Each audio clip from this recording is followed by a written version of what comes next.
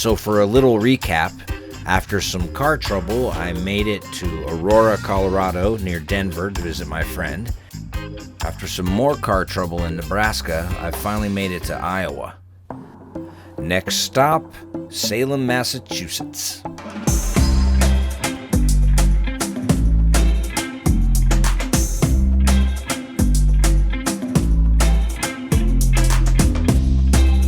So I'm in Iowa City. Well, I'm almost in Iowa City. I'm 40 minutes away from Iowa City, where I got a hotel, because I made a lot of progress today and I could use a shower and a good rest. And I'm gonna get up first thing in the morning.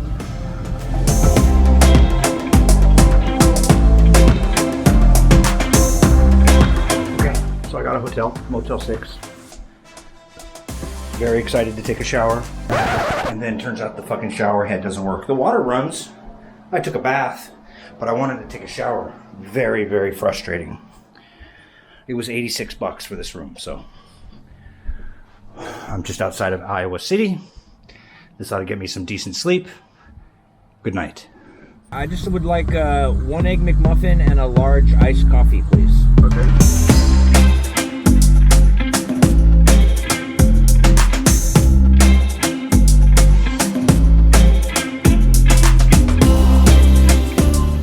Making pretty good time, I gotta say.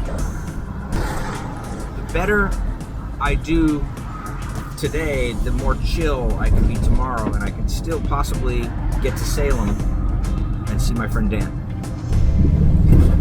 Wow, this road is really just a mess. I guess, you know, with winter and everything, these roads get just destroyed, and there's just craters. Just craters.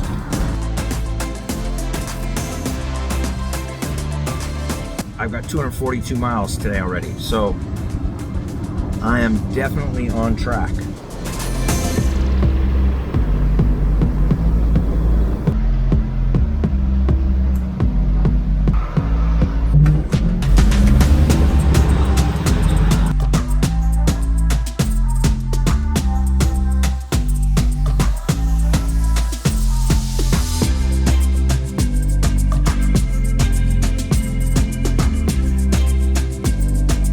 So, I got a few winks in Ohio, got back on the road, went through the very small portion of Pennsylvania, through Erie, and now I just crossed into New York State. It's 3:30 in the morning, and I need to sleep. Good morning! Turns out I need more sleep than I think I do. I decided just to let my body go until it was time to wake up. So I got about 6 more hours.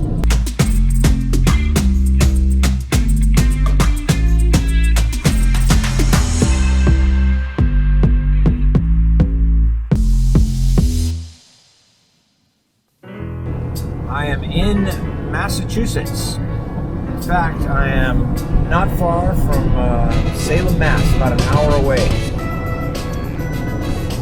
Unfortunately, my friend Julia is very busy and she's got a lot going on, so for me to visit tonight would have just been too inconvenient. So I'm going straight to my friend Dan's, and he and his wife, I believe, are waiting for me. A lot of miles today, but damn it, it's Sunday. I made it. Well, I made it this far. Jesus, the roads.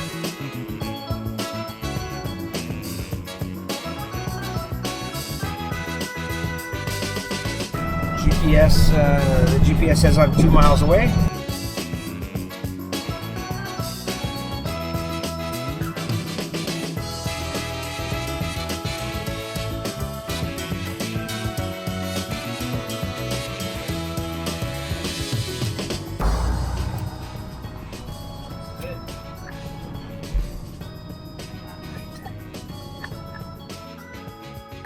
I have arrived. I just slept in a bed. It's Monday, and we are going to explore Salem. My friend Dan and his wife Colleen have been extremely accommodating. So a cool house built in 1910. There's my van sitting out there, hopefully. Get your lobster permit for like $40. Hey Jeff, how much are the lobster permits? I think they want for 50. I think you're allowed 8 or 10 traps. Oh man, That's residential, not commercial. Right. You can basically get your own lobsters, and if you're brave enough to go out there. I think that the problem is just finding spaces that aren't already taken, because most places where the lobsters are have been spoken for decades. people are protective of their lobster grounds. Big time. I bet. Meet Dan, also known as Tigger. He's a photographer and a filmmaker and an all-around production dude. Here's a small sample of his Instagram account. Very talented fellow. We met in Spain on a USC semester in Madrid many years ago.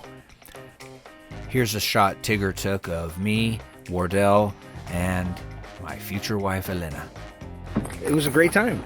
We hung out with our buddy Wardell, and we used to just, really live life to the fullest when we were in Spain. It was a heck of a time. Yes, things have changed. We've both aged a bit, but, here we are. Mateo looks just the same. Yeah, exactly the same. So yeah, man, let's go explore. So this is like the blue collar area of Salem. This is all mostly new.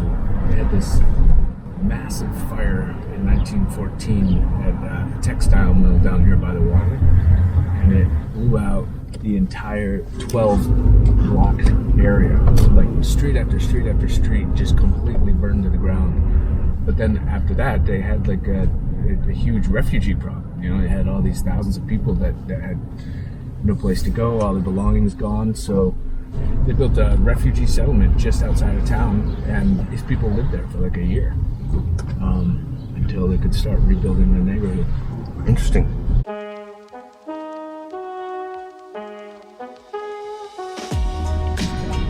Monsters. This house is supposedly still owned by the same family for something like 400 years. I don't know if that's true. Yeah, 1660, and supposedly it's still owned by the same family. Our trip to downtown Salem started with a stop at the Army-Navy surplus store. I needed a belt. Well, that was the easiest belt purchase I've ever had. Found the perfect belt, $12, it's leather. This is ideal.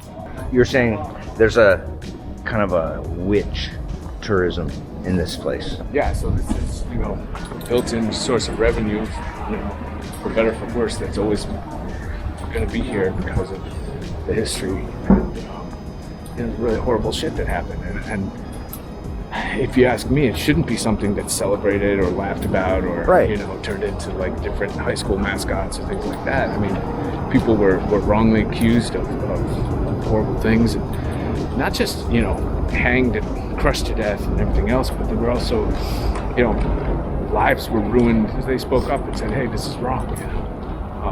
It's just a twisted time in this country's culture. Totally. That is now kind of like laughed about, and there's this whole tourism industry around it. So that's the downside. But on the other hand, Salem is really good about celebrating the other shit that it's done, which is, being at the forefront of maritime history and Right. commerce back in the 17th and 18th centuries.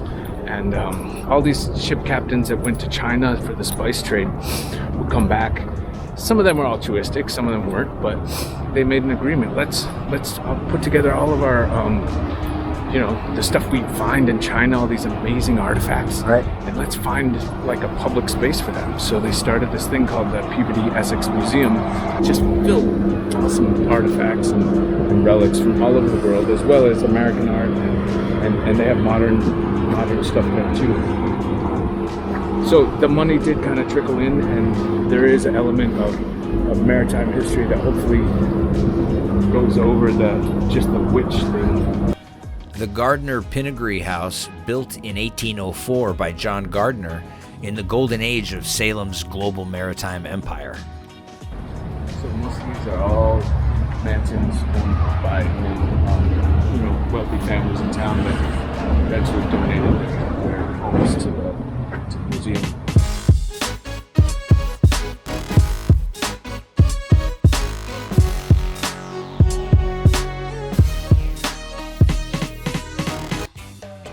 All right, well, let's end this here before I lose you.